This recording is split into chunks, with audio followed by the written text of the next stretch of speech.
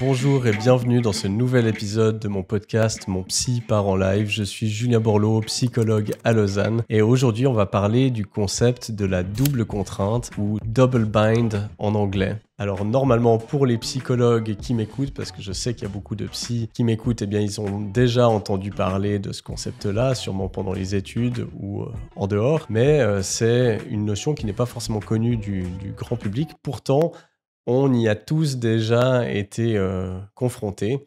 Et c'est quelque chose que je trouve super important parce que c'est très dommageable dans nos relations, que ce soit dans l'éducation de nos enfants, dans l'éducation qu'on a reçue également, ou bien dans d'autres relations, que ce soit dans le couple, dans le milieu professionnel, amical, etc. Donc dans cette vidéo, je vais vous expliquer ce que c'est la double contrainte, d'où ça vient, ce concept, donner des exemples et puis voir comment on peut faire en fait lorsqu'on est confronté à une double contrainte. Donc la double contrainte, c'est un dilemme communicationnel dans lequel une personne reçoit deux messages contradictoires. Et donc répondre à une demande signifie inévitablement de ne pas pouvoir répondre à la deuxième demande. Et ça nous met dans ce qu'on appelle une double contrainte. Et donc c'est une situation qui est extrêmement stressante et anxiogène parce que on nous demande de satisfaire deux demandes différentes, mais qui sont contradictoires. Donc, je ne peux pas les satisfaire, c'est une mission impossible. Et malheureusement, on n'est pas Tom Cruise, donc les missions impossibles, c'est pas pour nous. Alors, d'où vient ce concept ? Eh bien, il vient du chercheur Gregory Bateson, qui est à l'origine de l'école de Palo Alto aux États-Unis et de l'approche systémique en psychothérapie.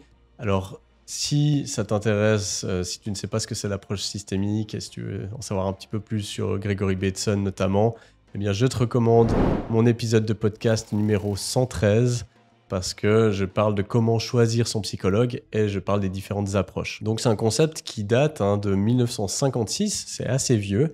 Et puis Gregory Bateson, eh bien, il avait fait l'hypothèse que la double contrainte ou le double bind, comme ils appellent ça en anglais, pourrait être même à l'origine de la schizophrénie. Et il a particulièrement étudié ça dans le contexte de l'éducation parentale, en faisant l'hypothèse que l'exposition répétée à ce genre de double contrainte pourrait avoir des conséquences graves sur notre santé mentale, sur notre développement. Et puis, alors justement, lui, il faisait l'hypothèse que ça pourrait être à l'origine du développement de certaines schizophrénies. Il donnait par exemple des exemples de double contrainte dans le cadre familial, en donnant l'exemple de deux parents qui demandent un lien exclusif avec eux à leur enfant. Et bien là, ça place l'enfant dans une impossibilité parce qu'il doit choisir quelque part entre l'un de ses parents qui demande chacun un lien exclusif. Et donc, ça le met dans une situation extrêmement anxiogène. Ça peut être aussi la double contrainte dans des choses qui se veulent bienveillantes, mais des injonctions paradoxales. Ça peut être « soyez spontané » ou « faites preuve d'initiative ». Quelque part, quand on nous demande de faire preuve d'initiative, eh bien, on nous donne un ordre. Donc, on ne nous fait pas vraiment confiance à prendre des initiatives. On nous dit d'en prendre et donc, en fait, on répond à un ordre. Donc, ça nous met en fait dans des injonctions qui sont un peu paradoxales. Alors maintenant, je vais vous donner des exemples un petit peu plus concrets dans différents contexte pour que vous vous représentiez bien à quoi ça ressemble une double contrainte. En commençant par une double contrainte dans l'éducation d'un enfant. Par exemple, par rapport à la question de l'autonomie et du contrôle, eh bien, un parent pourrait donner un premier message qui serait « il faut que tu apprennes à être autonome, à faire les choses par toi-même » et juste après, demander en même temps à son enfant de ne pas faire des choses sans lui demander. Et en même temps, dire par la suite à son enfant « tu ne dois pas prendre de décision sans me demander au préalable ». Et donc là, eh bien, l'enfant a un double discours, c'est-à-dire je dois m'autonomiser et en même temps, je dois demander la permission à mon parent et donc je suis dépendant. Et donc là, eh bien, ça met l'enfant dans une situation stressante, anxiogène, où il ne peut pas choisir, il ne peut pas satisfaire ses deux demandes. Et ça, je pense qu'on a tous des exemples. On a déjà vu des personnes, des parents, dire ce genre de phrases à leur enfant. Alors, à nouveau, c'est pas parce qu'on prononce ça une fois ou deux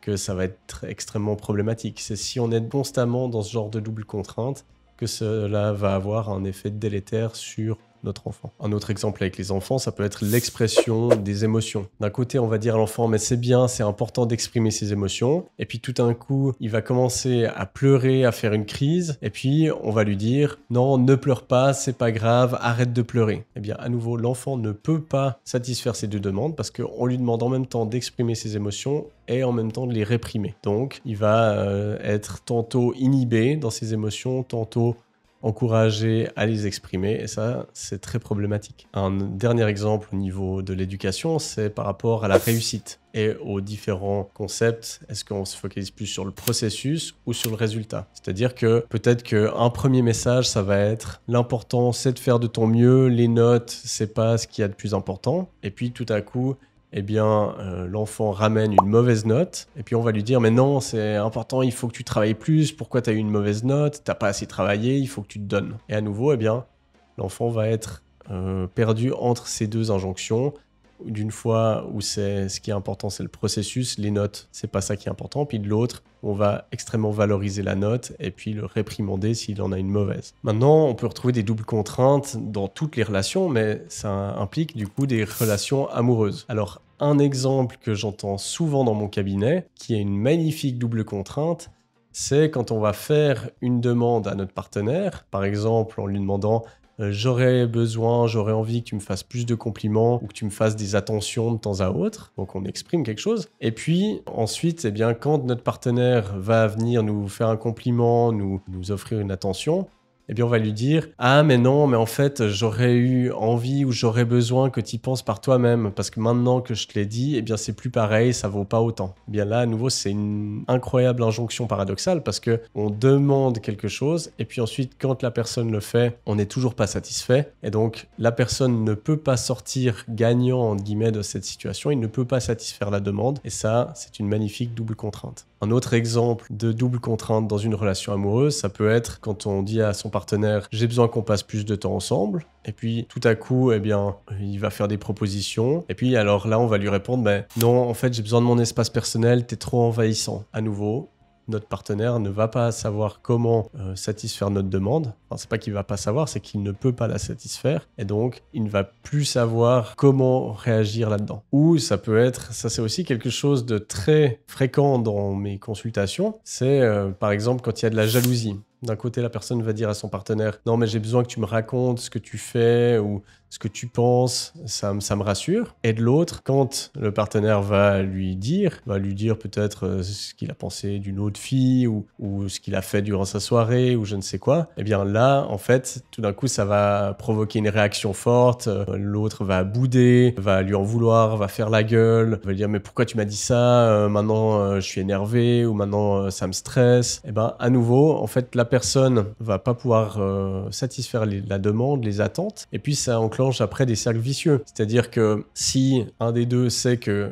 s'il raconte que tout d'un coup il a croisé son ex en soirée par exemple, et puis qu'il sait que s'il en parle à son ou sa partenaire, l'autre va être énervé, va lui faire la gueule, eh bien il ou elle va être tenté de ne rien dire, mais du coup si après le partenaire apprend que l'autre a vu son ex et qu'il n'a rien dit, eh bien ça va justifier le fait que je suis sûr que tu me trompes, tu vois, pourquoi tu m'as pas dit? Et donc ça nous met dans des impossibilités. Et ça, je suis sûr qu'il y a beaucoup d'auditeurs, d'auditrices qui vont se reconnaître dans cet exemple-là. Donc sachez que ça, c'est une double contrainte et il faut toujours que la personne ait une porte de sortie. Sinon, si dans ce que vous demandez, en fait, ce n'est pas possible de satisfaire l'attente, la demande, c'est que c'est une double contrainte et ça va être problématique parce que ça va mettre l'un et l'autre dans une situation de stress, d'angoisse. Finalement, un exemple dans le milieu professionnel, ça pourrait être un manager qui demande à ses employés de prendre des initiatives et dire, voilà, dans notre entreprise, on valorise la prise d'initiative. Ça peut être des fois ce qui peut être dit dans un entretien d'embauche ou sur l'annonce d'un poste. Et puis après, on commence et puis tout d'un coup, on nous demande de suivre les procédures sans dévier, sans prise d'initiative. À nouveau,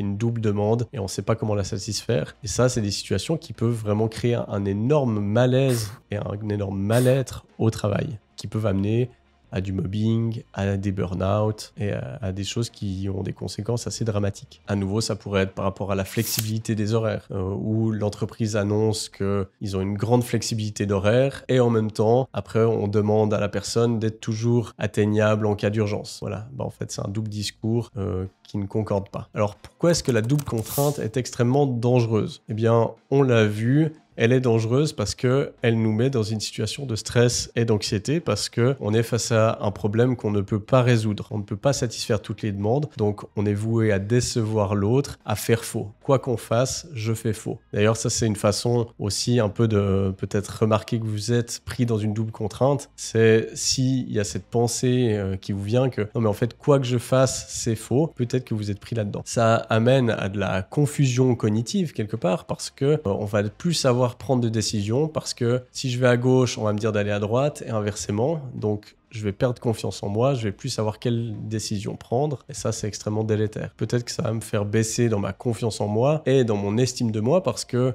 eh bien, quoi que je fasse, c'est pas assez bien. Donc, on peut vite faire le raccourci à ce n'est pas assez bien, donc je ne suis pas assez bien, je ne satisfais jamais les attentes. Donc, ça peut faire perdre en confiance et en estime. Et puis, finalement, ça détruit les relations. C'est ça aussi un des gros impacts de la double contrainte, c'est que ça détruit des relations parce que les attentes ne peuvent pas être satisfaites et donc, il y aura une frustration constante. Et les personnes qui font de la double contrainte ne le font souvent pas volontairement, hein. C'est pas forcément une volonté de manipuler l'autre. Souvent, on peut le faire sans s'en rendre compte et en étant quelque part de bonne foi. Donc voilà, ça c'est important à préciser. Si vous regardez cette vidéo et que vous vous dites « Ah mais ça, c'est ce que je vis avec mon partenaire ou au boulot », eh bien c'est important de discuter de ça, de discuter de qu'est-ce qui se passe dans ces processus de communication, des situations dans lesquelles vous vous trouvez pour montrer à l'autre que voilà, en fait, c'est impossible de satisfaire les demandes. Et puis, alors des fois, peut-être c'était volontaire, c'était une volonté de manipulation, et donc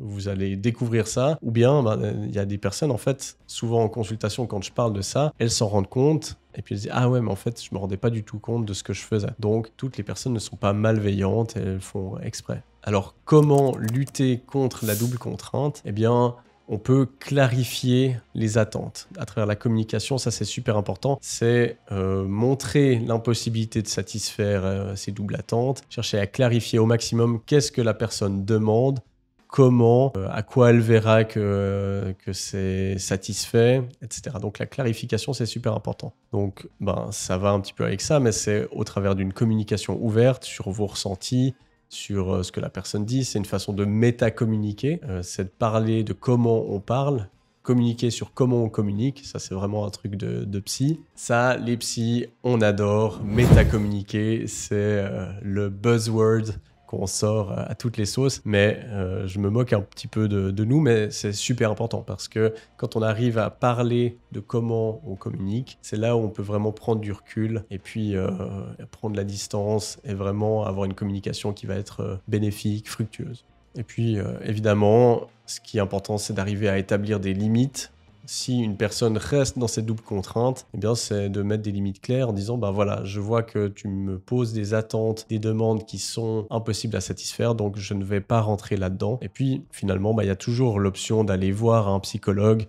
Si typiquement dans votre couple, par exemple, ça ne fonctionne pas, ou au boulot, ça ne fonctionne pas, vous pourriez prendre par exemple un thérapeute de couple ou un médiateur qui vient au job, quelqu'un pour travailler sur cette communication, ou bien y aller même seul. Si vous avez vécu ça et que vous en avez souffert, que votre estime de vous, votre confiance en vous en a pris un coup, je vous encourage à voir un psychologue pour vous aider. Voilà, on arrive à la fin de cet épisode. J'espère qu'il vous aura plu. Merci pour votre écoute. Comme d'habitude, abonnez-vous, laissez des commentaires, laissez des évaluations sur Spotify et Apple Podcast. Ça m'aide énormément à faire diffuser ce podcast, ces vidéos, à les faire connaître, à faire grandir cette chaîne et mon podcast. Donc, merci du fond du cœur pour les personnes qui prendront juste 2 secondes pour faire ce petit geste. Et je vous dis à la semaine prochaine pour un nouvel épisode.